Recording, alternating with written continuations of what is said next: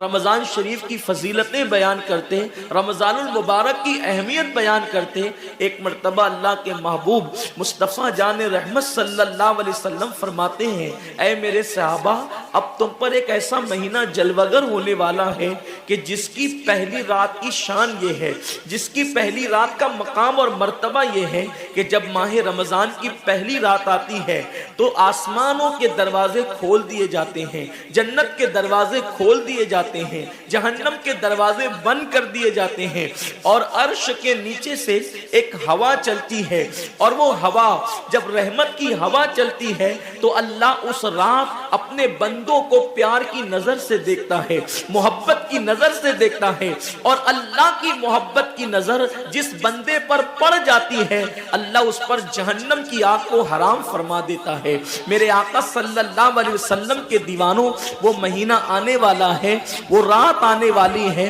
وہ شب آنے والی ہے جس رات اللہ اپنے بندوں کو محبت کی نظر سے دیکھے گا، پیار کی نظر سے دیکھے گا، الفت کی نظر سے دیکھے گا۔ میرے پیارے آقا صلی اللہ علیہ وسلم کے پیارے دیوانوں، آپ اندازہ کریں کتنا وہ مقدس بندہ ہے، وہ بندہ مقدر کا سکندر ہے جس کے وجود پر میرے اللہ کی نگاہ رحمت پڑ جائے، میرے کریم کی نگاہ رحمت پڑ جائے۔ ہم کس کس کی نگاہ کے طالب ہوتے ہیں، ہم کس کس کی توجہ کے طالب ہوتے ہیں؟ ہم سوچتے ہیں کہ پیر صاحب کی نگاہ پڑ جائے گی تو میرا بیڑا پار ہو جائے گا، یقیناً پیر صاحب کی نظر بڑی قیمتی ہے، دیوان شاہ بابا کی نظر پڑ جائے گی تو میری تقدیر بدل جائے گی، یقیناً اللہ کا ولی بڑی شان والا ہے، غوث پاک کی نظر پڑ جائے گی تو میرا بیڑا پار ہو جائے گا۔ اندازہ تو کریں جس پر اللہ کی نگاہ رحمت پڑ جائے، اور وہ رمضان شریف کی پہلی رات میں ہوتا ہے کہ اللہ اپنے بندوں کو پیار کی نظر سے دیکھتا ہے، اللہ اپنے بندوں کو محبت کی نظر سے دیکھتا ہے، اور خدا کی نگاہ رحمت جس پر پڑ گئی پھر اس کو جہنم کی آگ چھو نہیں سکتی، اس کو جہنم کی آگ جو ہے اس کو جلا نہیں سکتی۔ لیکن کتنے افسوس کی بات ہے، ماہ رمضان شریف کی ایسی برکت والی رحمتوں بھری رات آتی ہے، اور وہ پہلی رات آتی ہے، اور اس رات میں ہم کیا کر رہے ہوتے ہیں؟ اس رات میں ہمارا حال یہ ہوتا ہے کہ ہم ہوٹل پہ بیٹھ کر ٹائم پاس کر رہے ہوتے ہیں، اس وقت ہم گھروں کے اندر بیٹھے ہوتے ہیں اور وقت کو ضائع کر رہے ہوتے ہیں، اور اب تو حال یہ ہو گیا ہے کہ ساری چیزوں سے تعلق توڑ کر ہم نے سارے رشتے اپنے موبائل سے جوڑ لیے ہیں۔ اس وقت ہمارا سب سے قریبی رشتہ دار اگر کوئی ہے تو وہ اپنا موبائل ہے۔ یہ ہنسنے کی بات نہیں ہے، یہ بہت نقصان کی بات ہے۔ اس قدر قریبی رشتہ، ماں باپ سے بھی زیادہ قریبی رشتہ موبائل سے، باپ سے بھی قریبی رشتہ موبائل سے، بیوی سے بھی زیادہ قریبی رشتہ موبائل سے۔ آپ کہیں گے اتنا قریبی رشتے کی آپ بات کرتے ہیں؟ ہم کہتے ہیں جو جتنا قریبی رشتہ دار ہوتا ہے اس پر توجہ اتنی زیادہ ہوتی ہے، اس سے پیار اتنا زیادہ ہوتا ہے، اس کی طرف توجہ اتنی زیادہ ہوتی ہے، اس سے لگن اتنا زیادہ ہوتا ہے۔ ہماری آنکھ ابھی بستر پر کھلی نہیں ہوتی اور ہم سیدھا ہاتھ اٹھا کر کے آدھی آنکھیں بند ہوتی ہے اور آدھی آنکھیں کھلی ہوتی ہے، اور ہم پہلے اپنے موبائل کی طرف ہاتھ بڑھاتے ہیں، کسی کا میسج تو نہیں آیا۔ میرے پیارے آقا صلی اللہ علیہ وسلم کے پیارے دیوانوں، امی کے پاس بیٹھے ہیں پھر بھی موبائل، بیوی کے پاس بیٹھے ہیں پھر بھی موبائل، والد کے پاس بیٹھے ہیں پھر بھی موبائل۔ حد تو یہ ہے کہ مسجدوں کے اندر بیٹھے ہیں پھر بھی موبائل۔ یقیناً اگر کام کے میسیجز ہو اور اگر کام اور ضروری چیز ہو، ٹائم دیکھنا ہو تو آپ یقیناً موبائل کو ہاتھ میں لیں، موبائل کوئی بری چیز نہیں ہے۔ لیکن انسان کتنا ڈوب گیا، عبادت کا سارا وقت انسان اپنے موبائل پر ضائع کرتا ہے۔ وقت کی قلت، انسان بار بار شکایت کرتا ہے، وقت کی قلت دامنگیر ہے، ٹائم میرے پاس نہیں ہے، وقت میرے پاس نہیں ہے، میں بہت مصروف ہو گیا ہوں، میں بہت بزی ہو گیا ہوں۔ لیکن اس کو دیکھو کہ رات کے 2-2 3-3 بجے تک کے آن لائن رہتا ہے، بلا ضرورت ہے تو کوئی بات نہیں، بلا ضرورت۔ میرے آقا صلی اللہ علیہ وسلم کے دیوانوں، موت کی تلوار ہمارے سروں پہ لٹک رہی ہے اور ہمیں جلد سے جلد موت کی تیاری کرنا ہے۔ صوفیہ فرماتے ہیں جیسے سورج غروب ہونے والا ہوتا ہے تو کسان نظر سورج پر رکھتا ہے اور جلدی جلدی کام نمٹانے کی کوشش کرتا ہے، اس کو یاد ہے یہ بات، اس کے ذہن میں یہ بات کہ آج کا سورج غروب ہونے سے پہلے پہلے میں نے اپنے کام کو مکمل کر دینا ہے، تاکہ کل کا سورج طلوع ہونے کے بعد میں نے پھر بیج بو کر کے آگے کا کام کرنا ہے۔ میرے آقا صلی اللہ علیہ وسلم کے دیوانوں، وہ کسان اگر یہ سورج غروب ہوتے ہوتے مر گیا تو کل اس کا کام کوئی اور کر جائے گا، اس کا بیٹا بیج بوئے گا، اس کی بہو بیج بوئے گی، اس کی بیوی بیج بوئے گی، اس کے رشتہ دار بیج بوئیں گے۔ لیکن یاد رکھنا، اگر دنیا کے اندر ہماری زندگی کا سورج غروب ہو گیا تو پھر نیکیوں کا بیج ہماری جگہ کوئی نہیں بو سکتا۔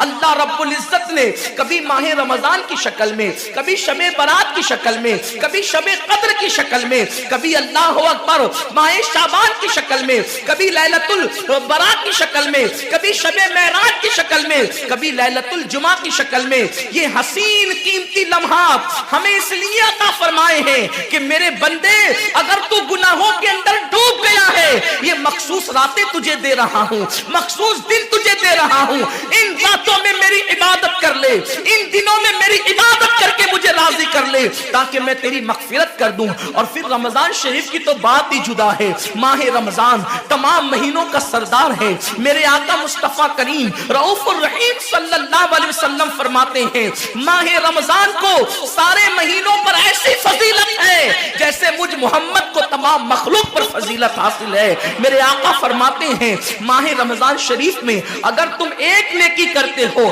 تو اللہ تمہیں 70 کا ثواب عطا کرتا ہے، اور تمہارا خلوص بڑھ جاتا ہے تو اللہ تمہیں ایک نیکی کا 1000 عطا کرتا ہے، اخلاص اور بڑھتا ہے تو اللہ ایک نیکی پر تمہیں بے حساب ثواب عطا کرتا ہے، اس کا کوئی حساب ہی نہیں ہوتا۔ آقا کریم رؤوف الرحیم صلی اللہ علیہ وسلم فرماتے ہیں یہ ماہ رمضان کیا ہے؟ اللہ کے محبوب مصطفیٰ کریم صلی اللہ علیہ وآلہ وسلم ماہ رمضان شریف کے روزوں کی اہمیت بیان کرتے ہوئے فرماتے ہیں کہ ماہ رمضان شریف کا ایک روزہ اگر کوئی چھوڑ دے اور پھر ساری زندگی اس کے بدلے میں روزہ رکھے تو ساری زندگی کے روزے اس ایک ماہ رمضان کے روزے کے برابر نہیں ہو سکتے۔ یہ ماہ رمضان شریف کے روزے کو فضیلت حاصل ہے، اور اللہ کے حبیب صلی اللہ علیہ وسلم فرماتے ہیں جو ماہ رمضان شریف میں عبادت کر کے اپنی بخشش نہیں کروا سکتا، اپنی مغفرت نہیں کروا سکتا، پھر اس کو کبھی موقع نہیں ملتا کہ وہ اپنی مغفرت کا سامان کرے۔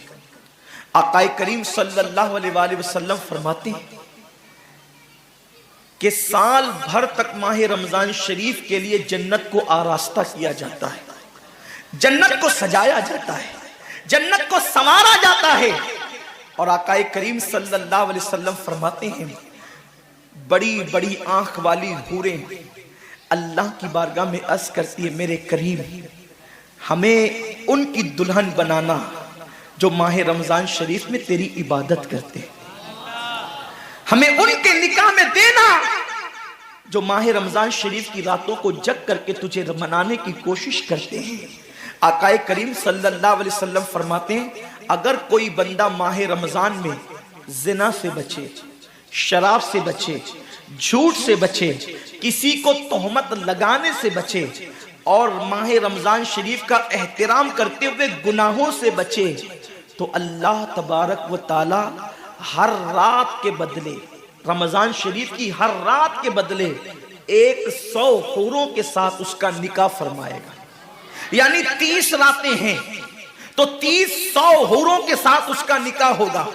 اور آقا کریم صلی اللہ علیہ وسلم فرماتے ہیں ماہ رمضان شریف کا احترام جو کرے اور احترام ماہ رمضان میں جو لغویات اور خرافات کو ترک کر دے، جو گناہوں کو چھوڑ دے، زنا کو، شراب کو، جھوٹ کو، بہتان تراشی کو چھوڑ دے، آقا فرماتے ہیں اس رمضان شریف کا احترام کرنے والے کے لیے اللہ نے جنت میں ایک ایسا محل بنایا ہے۔ اس محل کا حال یہ ہے کہ دنیا کے سارے اولین اور آخرین یعنی آدم سے لے کر آخری آنے والے تک انسان تک اگر سارے اس محل کے اندر داخل ہو جائے تو بھی اس محل کی اتنی ہی جگہ وہ لیں گے جتنی کی بکرے کی ران آپ کسی مکان کے اندر رکھتے ہیں. تو بکرے کی ران کتنی جگہ گھیرتی ہے؟ بس تمام اولین اور آخرین اس محل کے اندر اتنی ہی جگہ گھیریں گے. یعنی وہ محل اتنا بڑا اللہ نے بنایا ہے اور وہ محل صرف ان کے لیے ہے جو ماہ رمضان کے احترام میں گناہوں کو ترک کر دیتے ہیں,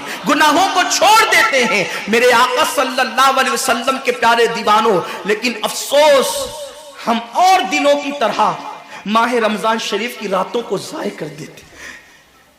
تاجروں کا سیزن آتا ہے تو تاجر پہلے سے تیاری کرتے ہیں کہ اس سیزن کے اندر میں نے مالدار بننا ہے, اتنا مال میں نے کمانا ہے کہ پھر میں نے سارے سال گھر میں بیٹھ کر کے کھانا ہے. ٹیلر لوگ تیاری کرتے ہیں, عید کے موقع پہ اتنی محنت کریں گے رات دن کہ سال بھر اگر کوئی کسٹمر نہ بھی آئے تو وہ گھر بیٹھ کے آرام سے کھا سکے.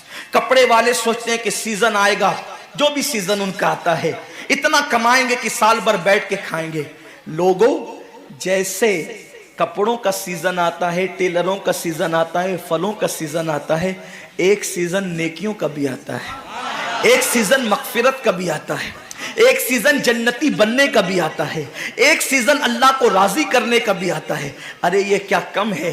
میرے رسول سچے نبی صادق و مصدوق نبی نے فرمایا ماہ رمضان کی ہر رات اللہ پہلے آسمان پہ تجلی کرتا ہے اور اللہ اپنے بندے سے پکار پکار کر غروب آفتاب سے لے کر صبح صادق طلوع ہونے تک کہتا ہے میرے بندے اگر تو گنہگار ہے تو مجھ سے معافی طلب کرتا کہ میں تیری مغفرت کر دوں, میں تجھے جنت کا پروانہ عطا کر دوں. اگر تو غریب ہے تو مجھ سے دولت مانگتا کہ میں تجھے دولت عطا کر دوں. اگر تو نعمت سے محروم ہے تو نعمت مانگتا کہ میں تجھے نعمت عطا کر دوں. یہی وجہ تو ہے حضرات صحابہ کرام جب رمضان شریف آتا تو وہ ایسے تیاریاں کرتے تھے جیسے ہم اپنے گھروں کی شادیوں کی تیاری کرتے ہیں. صحابہ اتنے مصروف ہو جاتے رمضان شریف کی تیاریوں میں. اور کیسی تیاری کرتے؟ ہم بھی رمضان شریف کی تیاری کرتے ہیں. ہماری تیاری کیا ہے؟ سحری میں تری کے مسالے کو چاہیے, سحری کے اندر یہ چاہیے, سحری میں وہ چاہیے, افطار میں یہ چاہیے, افطار میں وہ چاہیے. مجھے اس سے کوئی جو ہے وہ شکوہ نہیں,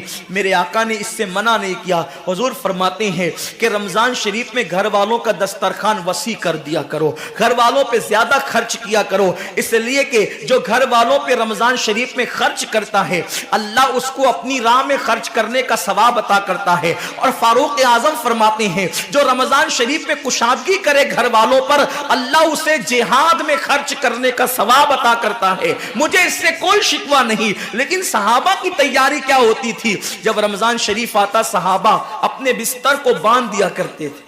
رمضان شریف آتا تو صحابہ بستر کو باندھ دیتے تھے. کیوں باندھ دیتے تھے بستر کو؟ اس لیے کہ اب سونا نہیں ہے. سونے کی راتیں 11 مہینے کی راتیں ہیں.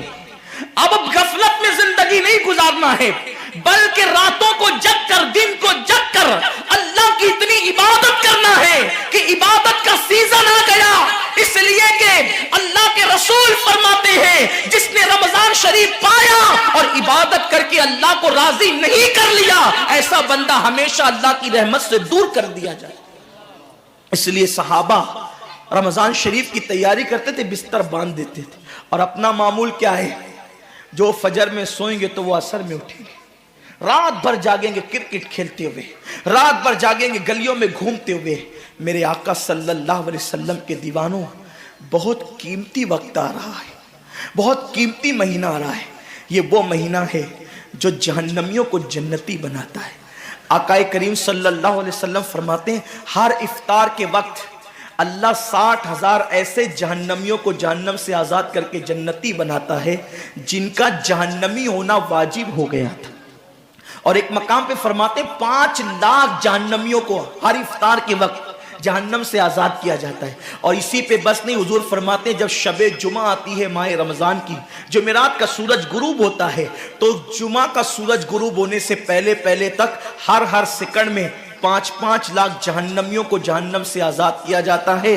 और जब जुमा का आखिरी वक्त आता है, आखिरी साअत आती है, मेरे करीम आका फरमाते हैं जुमेरात का सूरज गुरूब होने से लेकर जुमा का सूरज गुरूब होने तक हर लम्हे में जो 5 लाख को आजाद किया गया था, अब आखिरी सेकंड में जो गुरूब का वक्त होता है, जितने आजाद किए गए थे उतनों की तादाद के बराबर उस आखिरी साअत के अंदर अल्लाह अपने जहन्नमी बंदों को जहन्नम से आजाद कर देता है। कितना कीमती वक्त होता है। इफ्तार का वक्त कितना कीमती है, सहरी का वक्त कितना कीमती है, लेकिन उस वक्त भी हम कहां लगे होते। अब तो लोगों ने टीवी चैनलों पर प्रोग्रामात शुरू कर दिए, दीनी प्रोग्रामात। मुझे दीनी प्रोग्रामात अगर टीवी पे नश्र होते हैं तो उससे कोई इख्तिलाफ नहीं है, लेकिन आपसे ये अर्ज करना चाहता हूं कि दीन सीखने का भी कोई वक्त होता है। अगर आप सहरी के कीमती लम्हात में टीवी का मुंह पकड़कर बैठे हैं तो आप दुआ कब करेंगे? इफ्तार के वक्त आप व्हाट्सएप पर लगे हैं तो अल्लाह से मांगेंगे कब? सारी जिंदगी सिसकियां ले रहे हो, सारी जिंदगी तड़प रहे हो, और जब मांगने का वक्त आता है, मुसीबतों से निजात तलब करने का वक्त आता है, हम कहां कहां टाइम जाया करते। हजरत सैयदा उम्मे हानी रदी अल्लाह ताला अन्हा फरमाती हैं कि मैंने अपने करीम आका सल्लल्लाहु अलैहि वसल्लम से सुना, अल्लाह के रसूल सल्लल्लाहु अलैहि वसल्लम ने फरमाया उस वक्त तक मेरी उम्मत जलील नहीं होगी, उस वक्त तक मेरी उम्मत रुस्वा नहीं होगी जब तक वो माह रमजान का एहतराम करती रहेगी।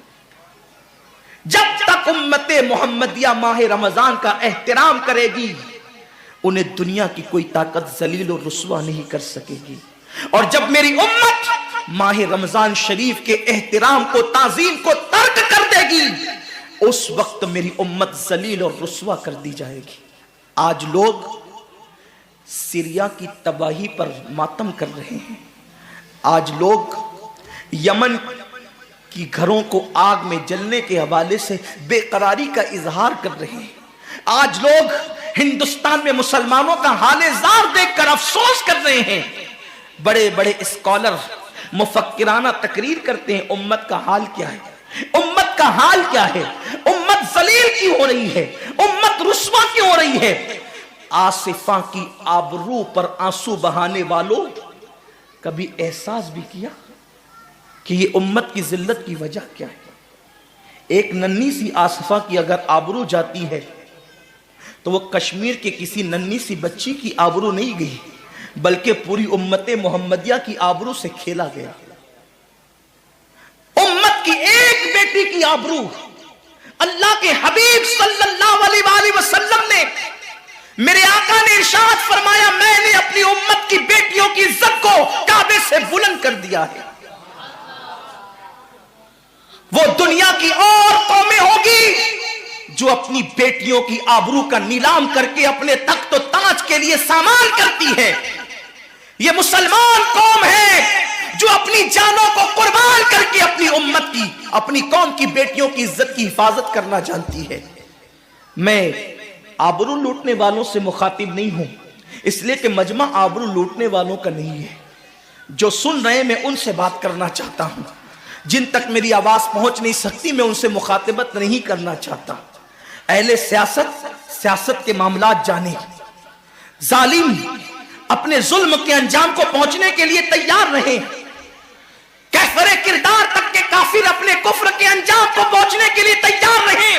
मैंने उनसे कोई गुफ्तगू नहीं करना, लेकिन आज किसी कौम की बेटी की अगर आबरू को लूट करके उम्मत को जलील करने की कोशिश की जा रही है, अगर तुम्हारे घरों को जलाकर तुम्हें बेघर करने की कोशिश की जा रही है, अगर तुम्हें तबाही के दहाने पर पहुंचाने की कोशिश की जा रही है, अगर तुम्हें गुर्बत की सतह से नीचे गिराकर तुम्हारे ईमान को छीनने की कोशिश की जा रही है, तो कब तक दूसरों पर उंगली उठाते रहोगे? मेरी कौम के जवानों, अल्लाह के हबीब ने आज से 1450 साल पहले तुम्हारी जिल्लत و رسوائی کا سبب بیان کیا. اقبال رونا روتے ہیں وائے ناکامی متائے کارواں جاتا رہا, کارواں کے دل سے احساس ضیا جاتا رہا. ماہ رمضان میں شراب کے اڈوں کو آباد کرنے والے, ماہ رمضان میں زنا کے اڈوں کو آباد کرنے والے, ماہ رمضان میں چھپ چھپ کر کھانے والے, ماہ رمضان میں اللہ اکبر اپنے ہاتھوں کی انگلیوں سے انٹرنیٹ کی جو ہے وہ بٹن کو چھیڑ کر کے زنا کے مناظر دیکھنے والے, اپنے ماں باپ کا دل دکھانے والے, لوگوں پہ ظلم کرنے والے, نماز کے اوقات میں بستر کی پہ سکون کی نیند سونے والے, دل کھول کر کان کھول کر اپنے ایمان کے کانوں سے, اپنی غیرت کے کانوں سے, اپنے دل کے کانوں سے میرے نبی کی اس حدیث کو سن لو. اللہ کے حبیب صلی اللہ علیہ وسلم فرماتے ہیں میری امت کو اس وقت تک کوئی رسوا نہیں کر سکے گا, میری امت کو اس وقت تک کوئی ذلیل نہیں کر سکے گا جب تک امت ماہ رمضان شریف کا احترام کرتی رہے گی. حضرت ام ہانی نے پوچھا یا رسول اللہ ماہ رمضان شریف کا احترام کرنا کیا ہے اور رمضان شریف کا حق ضائع کرنا کیا ہے؟ آقا فرماتے ہیں جو رمضان شریف میں بھی کبیرہ گناہوں میں مبتلا ہوتے ہیں وہ رمضان شریف کے حق کو ضائع کرتے ہیں, اور جو رمضان شریف کے حق کو ضائع کر دے پھر اس وقت امت کو ذلت و رسوائی سے دنیا کی کوئی طاقت بچا نہیں سکتی. آج ماہ رمضان شریف کا احترام کیا ہو رہا ہے؟ کل تک کے مسلمان اور دنوں میں گناہ کرتے تھے, لیکن رمضان شریف آتا تھا تو کم سے کم فلمیں لوگ دیکھنا بند کر دیتے تھے, داڑیاں مڈانا بند کر دیتے تھے, مسجدوں کو آباد کرنا شروع کر دیتے تھے. اب تو لوگ کس قدر بے باک ہو گئے, کس قدر نڈر ہو گئے کہ رمضان شریف میں بھی لوگ اپنے آپ کو گناہوں سے نہیں روکتے, بلکہ میری قوم کا جوان بڑے دھڑلے سے کہتا ہے یار اپنے سے روزہ نہیں رکھا جاتا اس لیے کہ ہمیں تو گٹکے کی عادت ہے, ہمیں تو پان کی عادت ہے, ہمیں تو سگریٹ کی عادت ہے. شرم کرو, شرم کرو. نبی کے نام پہ جان قربان کرنے کی بات کرنے والوں, جو نبی کے نام پر 12-16 گھنٹے بھوکے اور پیاسے نہ رہ سکے وہ نبی کے نام پہ جان کیا قربان کر سکتے؟ اور جب سے تم نے احترام رمضان المبارک ترک کر دیا تمہاری آبرو کو لوگوں نے کھیل بنا لیا, اور اب تو لوگوں کو احساس گناہ بھی نہیں رہا, احساس جرم بھی نہیں رہا.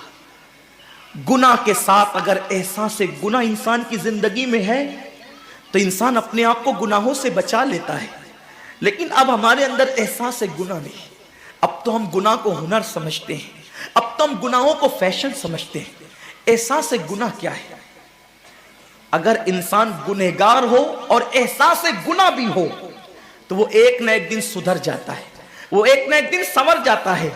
ہمارے پاس احساس گناہ ختم ہو گیا. آئیے بتاؤں احساس گناہ کتنی قیمتی چیز ہے. رمضان شریف میں کھا رہے ہیں, پی رہے ہیں, بلکہ مسلمانوں کی ہوٹلیں بند ہے تو غیر مسلموں کی ہوٹلوں میں کھا رہے ہیں, چھپ چھپ کر گھروں میں کھا رہے ہیں. لوگوں سے چھپ کر کھانے والوں, جو تیرا کچھ نہیں بگاڑ سکتا تو اس انسان سے چھپ کر کے کھا رہا ہے. جو خدا تجھے سزا دے گا کیا تو اس کی نگاہوں سے بھی چھپ سکتا ہے؟ اور روزے بھی کیا روزے رہ گئے, اب تو روزے بھی رسم بن گئے. جو روزے رکھتے ہیں رمضان شریف میں ان کو روزہ رکھنے کی عادت ہے, وہ روزے کو عبادت نہیں سمجھتے. جو روزہ عادت بن جائے وہ نجات نہیں دلا سکتا, جو روزہ عبادت بن جائے وہ نجات دلا سکتا. ایک تو روزے کی عادت ہے اور ایک تو روزہ عبادت ہے. روزہ عادت اور عبادت میں فرق کیا ہے؟ عادت یہ سب نے رکھا ہم بھی رکھ لیں, یہ عادت ہے. نہ رکھیں گے تو کیا جواب دیں گے, یہ عادت ہے. نہ رکھیں گے تو لوگ تانا دیں گے, عادت ہے. پھر روزہ عبادت کیا ہے؟ روزہ عبادت یہ ہے کہ اللہ نے روزہ رکھنے کا حکم دیا ہے اور مصطفیٰ جان رحمت نے روزے کا حق یہ بتایا ہے اگر تو روزہ رکھے تو صرف بھوکا پیاسا نہ رہے بلکہ تیرا ہاتھ بھی روزے دار رہے, تیری زبان بھی روزے دار رہے, تیری آنکھ بھی روزے دار رہے, تیرا پیر بھی روزے دار رہے, تیرا کان بھی روزے دار رہے. کان روزے دار اس طرح کہ کان اللہ کے ممنوع کردہ چیزوں کو نہ سنے, ہاتھ روزے دار اس طرح ہاتھ اللہ کے منع کردہ کاموں کو نہ کرے, زبان روزے دار اس طرح کہ زبان اللہ کی ممنوع کردہ چیزوں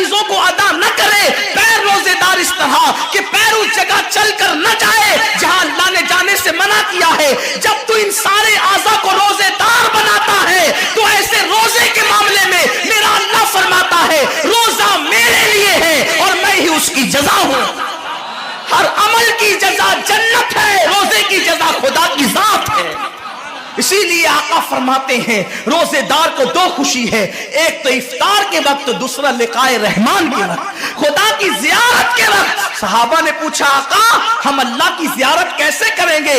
آقا فرماتے ہیں جیسے تم آسمان پہ چاند دیکھتے ہو بلا تمثیل، اسی طرح تم خدا کی زیارت کیا کرو گے۔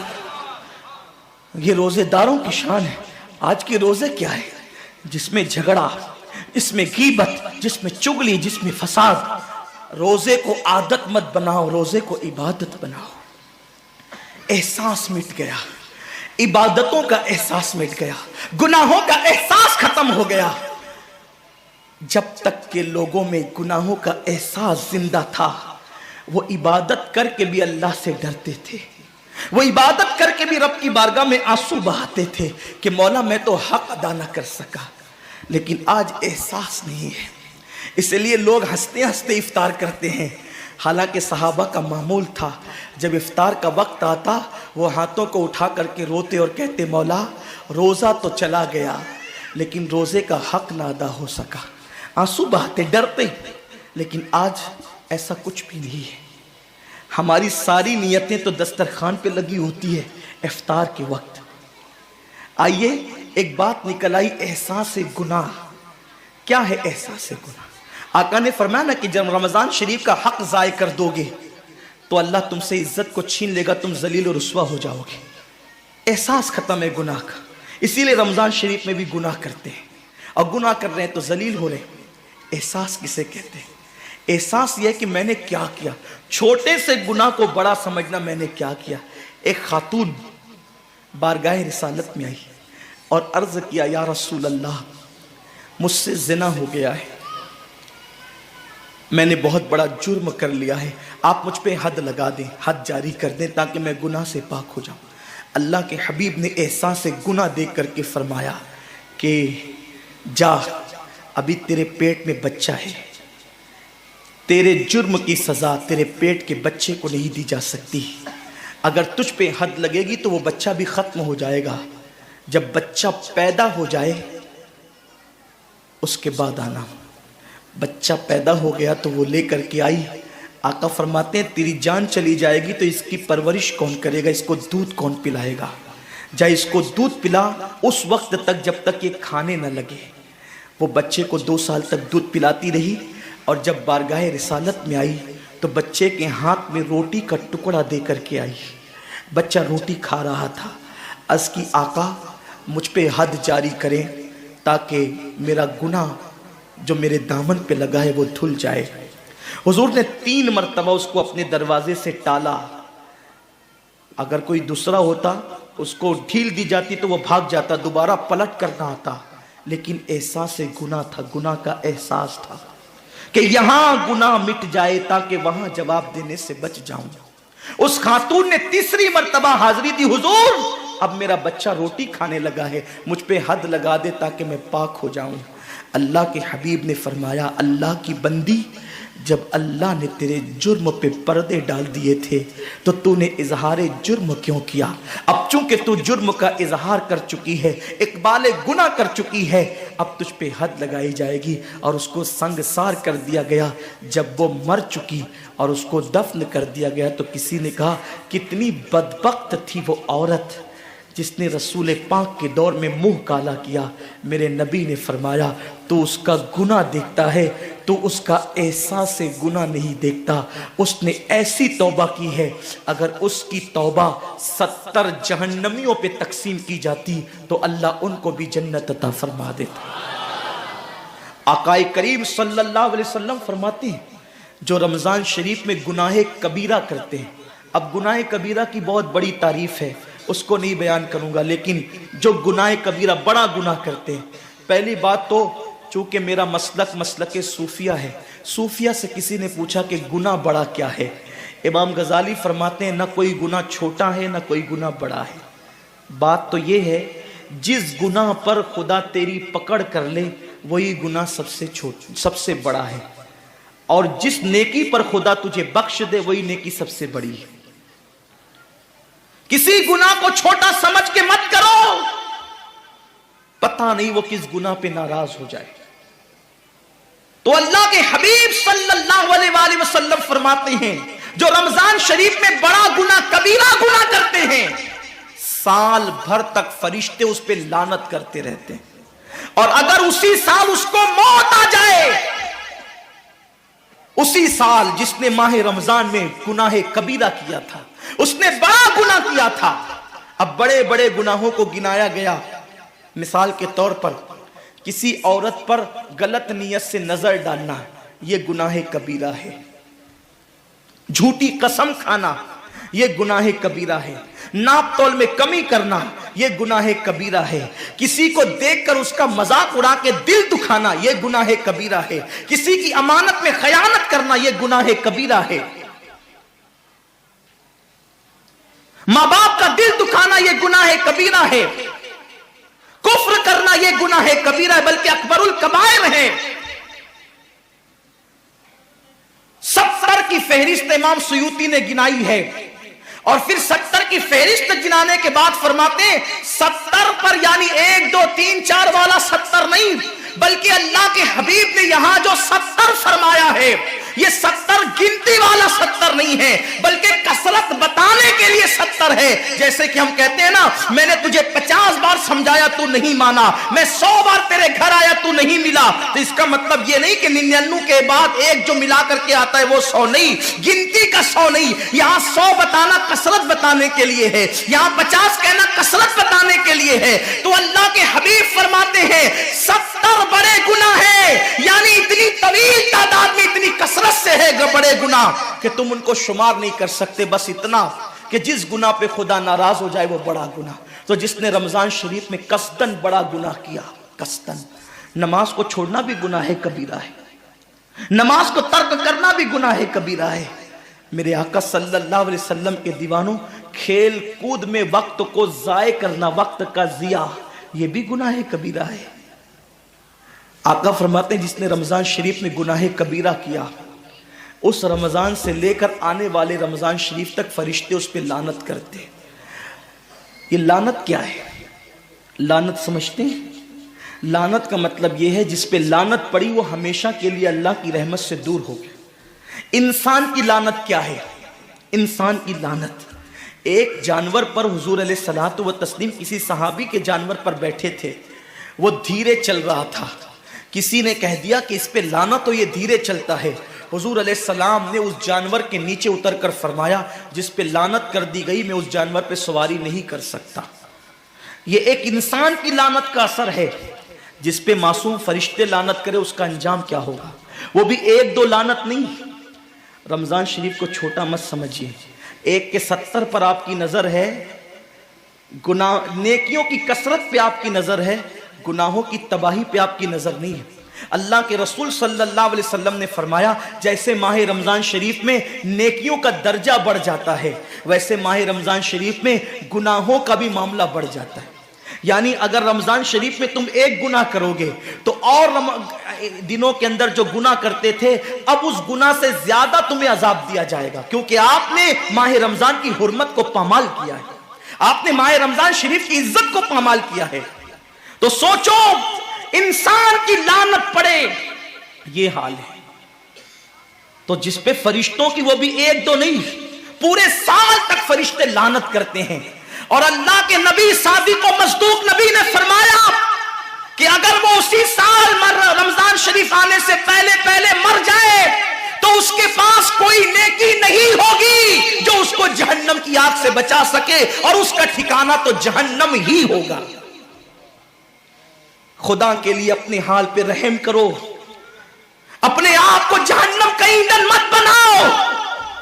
ہمارا جسم اتنا طاقتور نہیں ہے کہ ہم اپنے جسم پر جہنم کے عذاب کو برداشت کر سکے۔ میری قوم کے جوانوں، اپنی جوانی پہ اترانے والوں، اپنی قوت پہ ناز کرنے والوں، اللہ کے رسول صلی اللہ علیہ وسلم فرماتے ہیں کہ جہنم کی آگ کی ایک چنگاری اگر دنیا کے سمندر میں ڈال دی جائے تو دنیا کے سارے سمندر آگ سے بھڑکنے لگے۔ اس چنگاری کو، وہ جہنم کی چنگاری کو سمندر ٹھنڈا نہیں کر سکتے، بلکہ سمندر کو وہ ایک چنگاری चिंगारी भड़का देगी और समुंदरों के अंदर आग लग जाएगी। जो एक चिंगारी सारे समुंदर को भड़का दे, अल्लाह अकबर, उस जहन्नम के अंदर ये छोटा सा वजूद जो छोटी सी, अल्लाह अकबर, अगरबत्ती के चटके को बर्दाश्त नहीं कर सकता, जो चिराग की लौ की तेज को, जो चिराग की लौ की हरारत को बर्दाश्त नहीं कर सकता, जो सिगरेट के चटके पर बेकरार हो जाता है, ये छोटा सा वजूद जब जहन्नम के अंदर दाखिल किया जाएगा, उस वक्त इस वजूद का क्या होगा।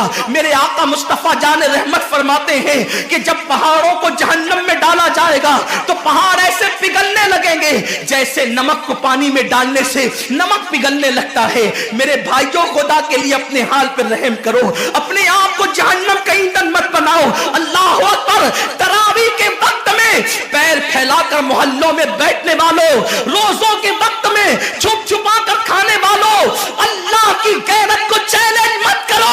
अल्लाह के हबीब ने फरमा दिया कि जो गुनाह कबीरा रमजान शरीफ में करेगा, साल भर फरिश्तों की लानत होगी। आप कहते हैं मुसलमान कलमा पढ़ता है, मुसलमान नबी का गुलाम है, मुसलमान नबी पे जान कुर्बान करने के लिए तैयार है, इतनी मुसीबतों में क्यों है, इतनी तकलीफों में क्यों है, क्यों तबाह हो रहा है मुसलमान।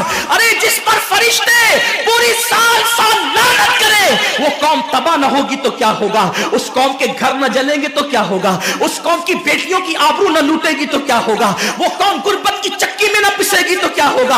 आओ सच्ची तौबा कर लो, तौबा के दरवाजे खुले हुए हैं, अपने गुनाहों का एहसास कर लो, नादिम होकर कुदरत की बारगाह में पलट जाओ। मेरा रब फरमाता है फफिर्रू इलल्लाह, कहां जा रहे हो, दौड़ो अल्लाह की तरफ, पलटो अल्लाह की तरफ। बड़े से बड़ा पापी अगर खुदा की तरफ एहसास गुनाह लेकर, निदामत के आंसू लेकर अल्लाह की बारगाह में पलटा है तो अल्लाह ने उसको मगफिरत का परवाना अता किया है। मेरे रब का वादा है, जो मेरी बारगाह में पलटते हैं मैं उनको लौटाता नहीं हूं, मैं उनको माफ कर देता हूं।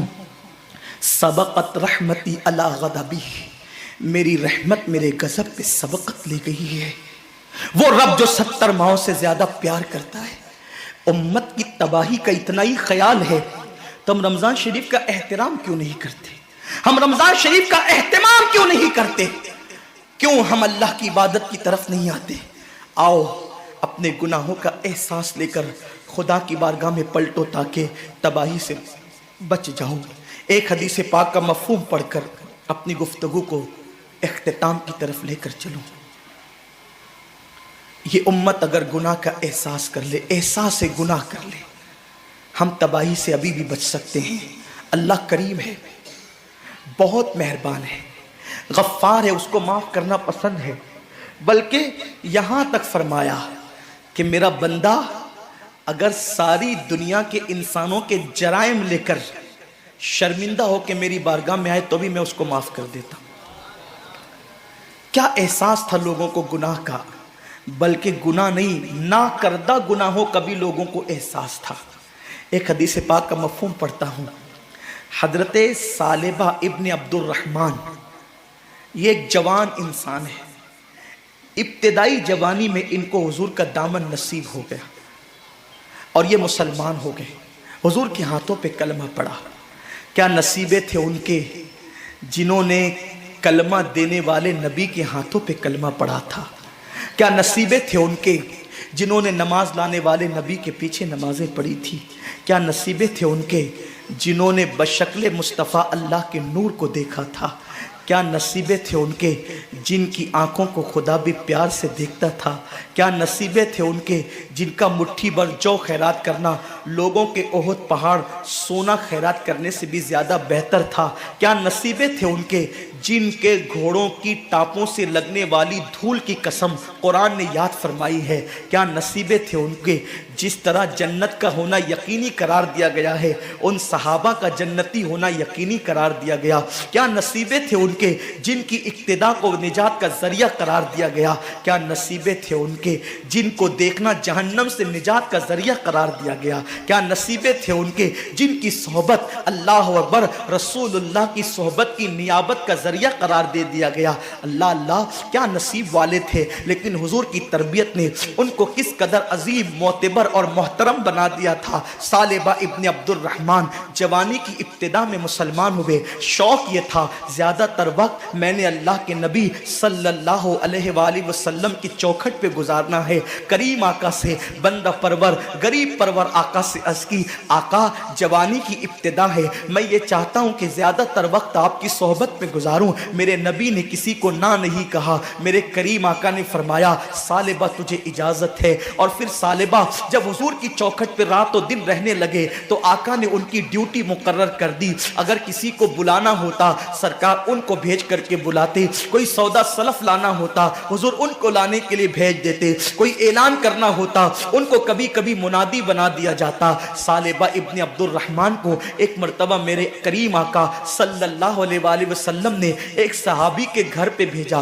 حدیث پاک کا مفہوم ہے ابھی ابتدائی دن تھے, تربیت ابھی مکمل نہ ہوئی تھی, تربیت کے ایام جاری تھے, ابھی تربیت سے وہ گزر رہے تھے. اللہ اکبر. کسی کے گھر جاؤ تو آداب یہ ہیں کہ کسی کے دروازے پہ دستک دے کر سائیڈ میں کھڑے ہو جاؤ تاکہ اگر وہ دروازہ کھولے تو اس کے گھر میں تمہاری نظر نہیں پڑنا چاہیے. میرے کریم آقا فرماتے ہیں اپنے گھروں کی چھت پر بلا عذر شرعی نہ چڑھا کرو, اس لیے کہ اگر تم اپنے گھر کی چھت پر چڑھو گے اور کسی کے گھر میں تمہاری نظر پڑ گئی تو اللہ اس نظر کے بارے میں بھی تم سے سوال کرے گا. خالی گھروں میں نظر ڈالنے پر بھی میرے نبی نے منع کیا ہے. جو لوگوں کی آبرو پہ نظر ڈالتے ان کا انجام کیا ہوگا. حالت روزہ میں جو انٹرنیٹ پر زنا کے مناظر دیکھتے ان کا انجام کیا ہوگا. جو روزے کی عظیم راتوں کے اندر کرکٹ محلے میں کھیلتے ہوئے وقت کو ضائع کر دیتے ان کا انجام کیا ہوگا. آج کے لوگ کہتے ہیں مولانا آخر یہ کرکٹ سے مولویوں کو کیا دشمنی ہے. بڑے بڑے دیندار لوگ کرکٹ کھیلتے ہیں, کرکٹ میں کیا گناہ ہے. نہ اس میں بد نظری ہے, نہ بد نگاہی ہے, نہ یہ ہے, نہ وہ ہے, نہ وہ ہے. یاد رکھنا کرکٹ میں اگر کوئی گناہ نہ بھی ہو تو جو وقت ضائع ہو رہا ہے نا یہ کیا کوئی کم گناہ ہے. وقت کو ضائع کرنا خود گناہ ہے, وقت کا ضیاع خود گناہ ہے. اللہ کے حبیب صلی اللہ علیہ وسلم فرماتے ہیں جس نے دنیا میں ایک لمحہ ضائع کیا ہوگا وہ قیامت کے دن پچھتائے گا کہ میں نے ایک لمحہ کیوں ضائع کر دی.